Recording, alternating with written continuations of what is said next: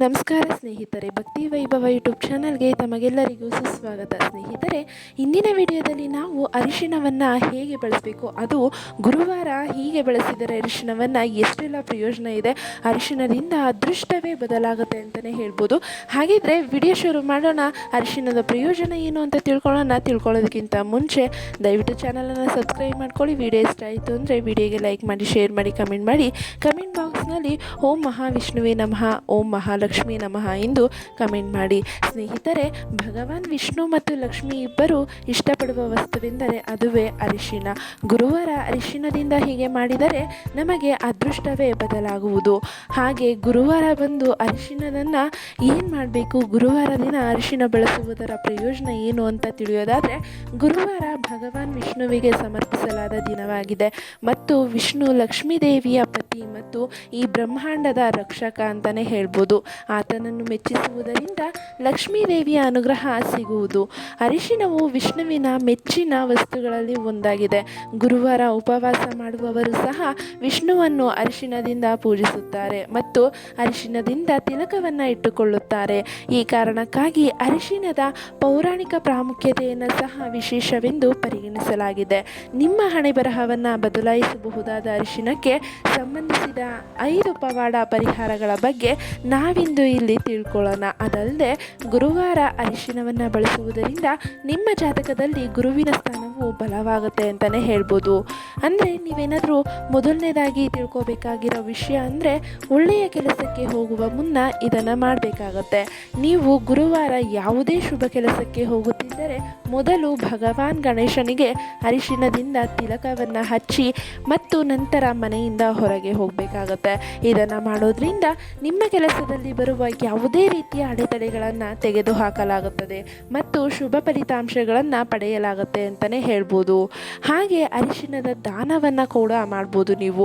ದೇವರು ಅಂದರೆ ದೇವಗುರು ಬೃಹಸ್ಪತಿಯನ್ನು ಮೆಚ್ಚಿಸಲು ಗುರುವಾರದಂದು ನುಗ್ಗೆಕಾಯಿ, ಅರಿಶಿಣ, ಹಳದಿ ಬಟ್ಟೆ, ಕಡಲೆ ಹಿಟ್ಟಿನ ಲಡ್ಡುಗಳನ್ನು ಅರ್ಹ ಬ್ರಾಹ್ಮಣನಿಗೆ ದಾನ ಮಾಡಿದ್ರೆ, ಇದರೊಂದಿಗೆ ಗುರುವಾರ ಬಾಳೆ ಗಿಡದ ಬುಡದಲ್ಲಿ ಅರಿಶಿಣವನ್ನು ಸಿಂಪಡಿಸಬೇಕಾಗತ್ತೆ. ಇದರಿಂದ ನಿಮ್ಮ ಸ್ಥಗಿತಗೊಂಡ ಕೆಲಸ ಪ್ರಾರಂಭವಾಗುತ್ತೆ ಅಂತಲೇ ಹೇಳ್ಬೋದು. ಹಾಗೆ ಅರಿಶಿಣ ಮತ್ತು ಅಕ್ಷತೆ ಹಣಕಾಸಿನ ತೊಂದರೆಗಳನ್ನು ನಿವಾರಿಸಲು ಮತ್ತು ವಿಷ್ಣುವನ್ನು ಮೆಚ್ಚಿಸಲು ಗುರುವಾರ ಕೈಯಲ್ಲಿ ಅರಿಶಿಣ ಮತ್ತು ಅಕ್ಷತೆಯೊಂದಿಗೆ ವಿಷ್ಣು ಸಹಸ್ರನಾಮವನ್ನು ಪಠಿಸಿ.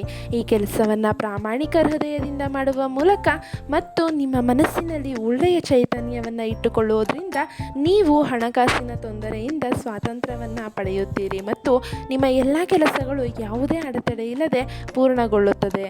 ಹಾಗೆ ದಾಂಪತ್ಯ ಜೀವನದಲ್ಲಿ ಸಂತೋಷವನ್ನು ಪಡೆಯಲು ಅರಿಶಿಣವನ್ನು ಹೀಗೆ ಬಳಸಬೇಕಾಗುತ್ತೆ. ನಿಮ್ಮ ಕುಟುಂಬದಲ್ಲಿ ಸಂತೋಷ ಇರಬೇಕು ಮತ್ತು ನಿಮ್ಮ ಪತಿಯು ನಿಮ್ಮೊಂದಿಗೆ ಸಂತೋಷವಾಗಿರಬೇಕು ಎಂದು ನೀವು ಬಯಸಿದರೆ ಗುರುವಾರ ಇಡೀ ದೇಹಕ್ಕೆ ಅರಿಶಿಣ ಮಿಶ್ರಣವನ್ನು ಹಚ್ಚಿಕೊಳ್ಳಿ. ಅದರ ನಂತರ ಅರಿಶಿಣ ಮಿಶ್ರಿತ ನೀರಿನಿಂದ ಸ್ನಾನ ಮಾಡುವುದು ನಿಮ್ಮ ಜೀವನದಲ್ಲಿ ಸಂತೋಷವನ್ನು ಹೆಚ್ಚಿಸುತ್ತದೆ ಮತ್ತು ವೈವಾಹಿಕ ಸಂಬಂಧಗಳಲ್ಲಿ ಸಿಹಿಯನ್ನು ಹೆಚ್ಚಿಸುತ್ತದೆ ಅಂತಲೇ ಹೇಳ್ಬೋದು. ಹಾಗೆ ಹಣದ ಕೊರತೆಯನ್ನು ದೂರಾಗಿಸುವ ಪರಿಹಾರ ಈ ಒಂದು ಅರಿಶಿಣದಲ್ಲಿದೆ.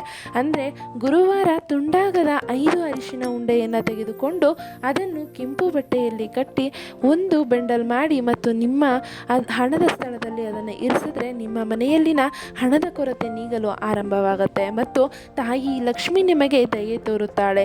ಪ್ರತಿ ತಿಂಗಳು ಈ ಅರಿಶಿಣವನ್ನು ಪವಿತ್ರ ಸ್ಥಳದಲ್ಲಿ ಹೂತು ಹಾಕಿ ಮತ್ತು ನಂತರ ಅರಿಶಿಣ ಗಂಟುಗಳನ್ನು ಇಟ್ಕೋಬೇಕಾಗತ್ತೆ.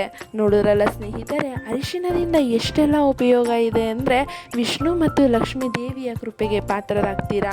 ಹಣಕಾಸಿನ ಸಮಸ್ಯೆಗಳು ನಿವಾರಣೆಯಾಗುತ್ತೆ. ಜೀವನದಲ್ಲಿ ಏಳಿಗೆ ಅನ್ನೋದು ಕಾಣ್ತೀರಾ. ಕುಟುಂಬದಲ್ಲಿ ಸಂತೋಷ, ಸುಖ, ಶಾಂತಿಯನ್ನು ಕಾಣ್ತೀರಾ. ನೋಡಿದ್ರಲ್ಲ ಸ್ನೇಹಿತರೆ, ಈ ಒಂದು ಮಾಹಿತಿ ನಿಮಗೆ ಇಷ್ಟ ಆಗಿದೆ ಅಂತ ಅಂದ್ಕೊತೀನಿ. ಅರಿಶಿಣವನ್ನು ನೀವು ಕೂಡ ಈ ರೀತಿ ಬಳಸಿ. ಇನ್ನೊಂದು ಪರಿಹಾರ ಅಂದರೆ, ನಿಮಗೆ ಮದುವೆ ವಿಳಂಬವಾಗ್ತಾ ಇದ್ದರೆ, ಅಂದರೆ ಮದುವೆ ಆಗ್ತಾ ಇಲ್ಲ ಅಂತ ಅಂದರೆ, ಗುರುವಾರದ ದಿನ ಅರಿಶಿಣದ ನೀರನ್ನು ಬಾಳೆ ಗಿಡಕ್ಕೆ ಹಾಕಿ ಪೂಜೆ ಮಾಡುವುದರಿಂದ ನಿಮ್ಮ ಮದುವೆಗೆ ಬರುತ್ತಿರುವಂತಹ ಎಲ್ಲ ಅಡೆತಡೆಗಳು ದೂರ ಆಗುತ್ತೆ ಅಂತಲೇ ಹೇಳ್ಬೋದು. ಸ್ನೇಹಿತರೆ, ಈ ಒಂದು ಮಾಹಿತಿ ನಿಮಗೆ ಇಷ್ಟ ಆಗಿದೆ ಅಂತ ಅಂದ್ಕೊತೀನಿ. ಇಷ್ಟ ಆಗಿದ್ರೆ ವಿಡಿಯೋಗೆ ಲೈಕ್ ಮಾಡಿ, ಶೇರ್ ಮಾಡಿ, ಕಮೆಂಟ್ ಮಾಡಿ. ಹಾಗೆ ದಯವಿಟ್ಟು ಚಾನಲನ್ನು ಸಬ್ಸ್ಕ್ರೈಬ್ ಮಾಡ್ಕೊಳ್ಳಿ. ಕಮೆಂಟ್ ಬಾಕ್ಸ್ನಲ್ಲಿ ಓಂ ಮಹಾವಿಷ್ಣುವೇ ನಮಃ ಹಾಗೆ ಓಂ ಮಹಾಲಕ್ಷ್ಮಿಯೇ ನಮಃ ಎಂದು ಕಮೆಂಟ್ ಮಾಡಿ. ವಿಡಿಯೋ ವೀಕ್ಷಿಸಿದ್ದಕ್ಕಾಗಿ ಧನ್ಯವಾದಗಳು.